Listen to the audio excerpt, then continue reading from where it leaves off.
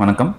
போன வீடியோவில் சிஆர்பிஎஸ் அதாவது ஒரு சின்ன காயம் ஒரு பெரிய வலியை எப்படி கொடுக்கறது அப்படிங்கிறத நம்ம பார்த்தோம். அதன் தொடர்ச்சியாக இப்போ நம்ம இந்த வீடியோவில் அதற்கான ட்ரீட்மெண்ட் என்ன அப்படிங்கிறத இப்போ பார்ப்போம். பாதிக்கப்பட்டவரோட இடது கையை கம்பேர் பண்ணும்போது வலது கையில் பார்த்தீங்கன்னா ஒரு வீக்கம், ஒரு வலி, அதை சுற்றி ஒரு தோல் மினுமினுப்பு இருக்கிறத நம்ம பார்க்கலாம். அவருக்கு வலிகள் விரல்ல இருந்து மணிக்கட்டு வரை இப்போது இருக்கு. கைகளில் இருக்கக்கூடிய வலிகளுக்கு கழுத்துல ஏன் ஊசி போடுறோம் அப்படின்னு நம்ம நினைக்கலாம். ஆனால் இந்த வலிகளை எடுத்து செல்லக்கூடிய நரம்புகள் இந்த கழுத்து மூலமாக தான் மூளைக்கு சென்றடையுது. ஸோ போகிற பாதையில் நம்ம அதை தடுக்கும் பொழுது அந்த வலிகள் மூளையை போய் சென்றடைகிறதுல படிப்படியாக அவருக்கு வலி குறைகிறது.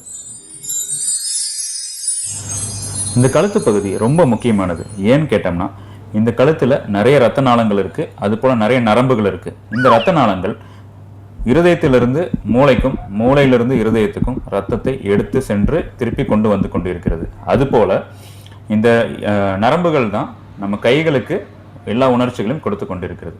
இப்படிப்பட்ட இரத்த நாளத்தையும் இந்த நரம்புகளையும் தனியாக பிரித்து விட்டு நம்மளுடைய வலியை கொண்டு சென்று கொண்டு இருக்கக்கூடிய ஸ்டெல்லேட் கேங்லியான் அதை மட்டும் தனியாக பிரித்து நம்ம மருந்துகள் கொடுக்கும் பொழுது படிப்படியாக அந்த வலிகள் குறையுது.